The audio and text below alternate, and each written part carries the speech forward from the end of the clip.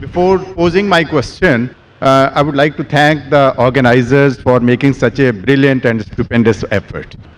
Now, coming to my question, I have a lot of interaction with Muslims because my early childhood and youth was spent among them.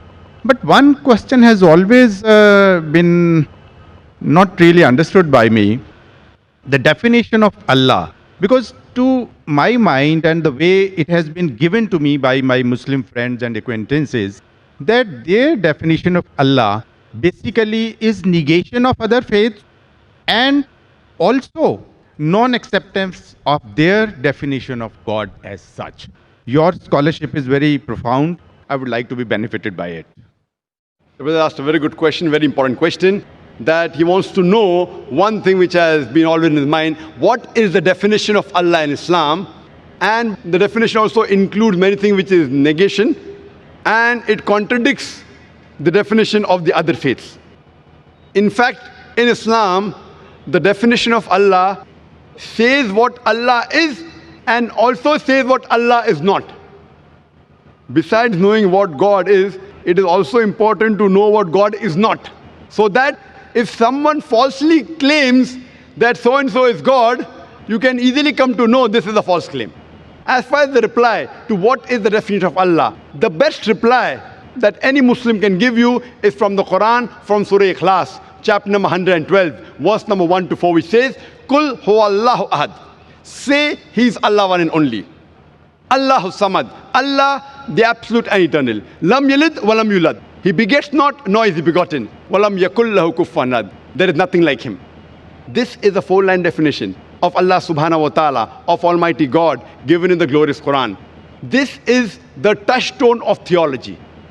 It is the litmus test to identify any person says so-and-so candidate is God. If that candidate fits in this four-line definition, we Muslims have got no objection in accepting that candidate to be God. The first is, Qul huwallahu ahad. Say it's Allah one and only. Allahu samad. Allah, the absolute and eternal. Lam yalid wa lam yulad. He begets not, nor is he begotten. Walam yakul lahu kufuwan ahad. There is nothing like him. For example, I'll give you an example. There are some human beings who say that Bhagwan Rajneesh is God. During question and answer time, there was a Hindu brother who told me that if we Hindus don't consider him to be God, I never said that the Hindus call Bhagwan Rajneesh to be God. There are many human beings who claim Bhagwan Rajneesh is God. Now I will give you a sample. Why do we use this negative also? Like say is Allah one and only is positive. Allahu samad, Allah the absolute eternal. Lam yalid wa lam yulad. He begets not, nor is he begotten. Why do we use this? Now we'll put this Bhagwan Rajneesh to test. The first test is, Qul huwallahu ahad. Says Allah one only. Was Bhagwan Rajneesh one and only? Was he the only man who has claimed divinity? There are hundreds who have claimed divinity, and in this country of ours, India, there are thousands of men who have claimed divinity. Thousands of people have said that they are God. He's not the only one. But Rajneesh Bhakt will say, no, Bhagwan Rajneesh is unique. So let's go to the next test. Allahu samad. Allah, the absolute and eternal. Was Rajneesh absolute and eternal? When we read his autobiography, we read there that Bhagwan Rajneesh, he was suffering from asthma, from diabetes mellitus, from chronic backache. Imagine Almighty God suffering from asthma, from diabetes mellitus, from chronic backache. The third test, Lam yalid wa lam yulad. He begets not, nor is begotten. We know Bhagwan Rajneesh, he was born in Madhya Pradesh, and he had a mother and father. And in 1981, he goes to America and takes thousands of Americans for a ride. And in the state of Oregon, he starts his new center known as Rajneeshpuram. Later on, the American government arrests him and puts him behind bars. Rajneesh alleges that the American government gave me slow poisoning. Imagine Almighty God being slow poisoned. And 1985, the American government kicks him out of the country. He comes back to India and goes back to the city of Pune. And there, he goes and restarts his center, which is today called as Osho Commune. And if you visit Osho Commune today, if you go to a Samadhi, where his ashes have been kept after he died, it is mentioned over there on a Samadhi, on a stone, Osho, Bhagwan Rajneesh, Osho, never born, never died, but visited the earth from the 11th of December 1931 to the 19th of January 1990. Never born, never died. But visited the earth from the 11th of December 1931 to the 19th of January 1990. They forgot to mention on his samadhi that he was not given visas to 21 different countries of the world. Imagine Almighty God coming on this earth to visit different countries and requires visas. And the last test, Walam Yakullahu Kufuwan Ahad, is so stringent that the moment you can compare God to anything in this world, He is not God. Walam Yakullahu Kufuwan Ahad. We know Bhagavan Rajneesh. He had a white beard. Like the human being, he had two eyes, one nose, one mouth, two hands. The moment you can compare God to anything in this world, He is not God. Walam Yakullahu Kufuwan Ahad. For example, someone says that Almighty God is 1,000 times stronger than Arnold Schwarzenegger. You may have heard the name of Arnold Schwarzenegger, the person who got the title Mr. World, strongest man in the world, Mr. Universe, the strongest man in the universe. The moment you can compare God to anything in this world, whether it be Arnold Schwarzenegger, Dara Singh or King Kong, whether it be 1,000 times or 1,000,000 times, the moment you can compare God to anything in this world, He is not God. Walam Yakullahu Kufuwan Ahad. So this, brother, is, in short, the concept of Almighty God. As far as the second part of the question is concerned, that why does it contradict with the concept of God in other religions? In fact, it's a misconception that the concept of Allah subhanahu wa ta'ala in the Quran, it contradicts with the other religions. It contradicts against the practices of the other religion, I agree with you, but does not contradict against the other religious scriptures. Because unfortunately, the followers of most of the religions, whether it be Christianity, Hinduism, etc., they do not read their own scriptures. So if we analyze the practices of the non-Muslims, it does contradict. But if you go back to the scripture, if you have to understand the concept of God in any religion, the best is to try and find out what that scripture of that religion has to speak about God. Don't try and find out the concept of God by observing what the followers of the religions do. For example, if you want to know the concept of God in Sikhism, the best place you can go is Guru Granth Sahib, Adi Granth. If you read the first volume, first chapter, first verse of Guru Granth Sahib, it is known as Japuji. What does it say? Correct? Known as Japuji. It says that God is one. He is called the true. He is called as eternal. He is existent. He is compassionate. He is free from fear and want. And if you know, in Sikhism, Sikhism believes in one God. It does not believe in idol worship. It does not believe in Avatarvada. And in the manifest form, he is called as Ekomkara. And unmanifest form, he is called as Omkara. And if you read the scriptures of Sikhism, there are various attributes given to Almighty God. If you read the 6 scriptures, Almighty God, he is called as Satyanama. He is called as holy name. He is called as Kartar, the creator. He is called as Rahim, merciful. He is called as Kareem, beneficent. He is also called as Vahe Guru, the one true God.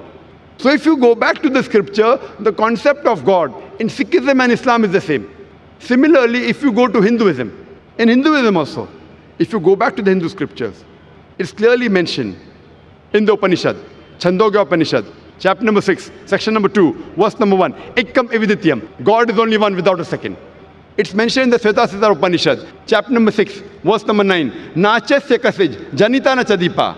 Of that God, there are no parents. He has got no superior. He has got no Lord. It's mentioned in Svetasastra Upanishad, chapter number 4, verse number 19, as well as Yajurved, chapter number 32, verse number 3, Na Trasya Pratima Asti. Of that God, there is no Pratima. Pratima in Sanskrit means, it means an image, a photograph, a painting, a picture, a portrait, an idol, a statue, a sculpture. So it says, Na tasya pratima asti. Of that God, there is no image, there is no painting, there is no portrait, there is no photograph, no sculpture, no idol, no statue. But unfortunately, yet you find that Hindus are doing idol worship. Who's to blame? I'm quoting the Vedas. Vedas is the highest authority amongst all the Hindu scriptures. But yet you find that Hindus do idol worship. Why? Because the scholars of Hinduism, they tell that, see, Brother Zakir, you know, at the lower level, People don't understand, so for concentration we require the idol. When we reach a higher level of consciousness, then idol is not required. So I tell this Hindu Pandit, we Muslims have already reached the higher level of consciousness. It is the basis of Hinduism, basis of Vedas. But there are some sects in Hinduism, like Arya Samaj, which completely denounce idol worship. So similarly, if you go to Christianity, if you read the Christian scriptures again idol worship. Yet you find that the Catholics, they make an image of God and they say, Jesus Christ, peace be upon Almighty God. So what we realize that if you go to the Christian scriptures, the Christianity and Islam, the teachings of Jesus Christ, peace be upon him, it is similar. But most of the Christians, what they claim, that Jesus Christ, peace be upon him, he claimed divinity. In fact, if you read the Bible, there is not a single unequivocal statement in the complete Bible where Jesus Christ, peace be upon him, himself says that I am God, or where he says worship me. If any Christian can point out any unequivocal, any unambiguous statement in the Bible where Jesus Christ, peace be upon him, himself says that I am God, or where he says worship me, I am ready to accept Christianity today. In fact, if you read the Bible, it's clearly mentioned. It's mentioned in Gospel of John, chapter number 14, verse number 28. Jesus Christ, peace be upon him, said, my Father is greater than I. Gospel of John, chapter number 10, verse number 29. My Father is greater than all. Gospel of Matthew, chapter number 12, verse number 28. I cast out devils with the Spirit of God. Gospel of Luke, chapter number 11, verse number 20. I with the finger of God cast out devils. Gospel of John, chapter number 5, verse number 30. I can of my own self do nothing. As I hear, I judge, and my judgment is just. For I seek not my will, but the will of my Father. Anyone who says I seek not my will, the will of Almighty God, is a Muslim. So Jesus Christ, peace be upon him, he was a Muslim. He never claimed divinity. And it's clearly mentioned in the book of Acts, chapter number 2, verse number 22. Ye men of Israel, listen to this. Jesus of Nazareth, a man approved of God amongst you by wonders and miracles and signs which God did by him, and you were witness to it. A man approved of God amongst you by wonders and miracles and signs which God did by him, and you were witness to it. So if you read the Bible, even in Judaism and Christianity, they believe in one God who has got no images. It's clearly mentioned in the book of Deuteronomy, chapter number 5, verse number 7 to 9.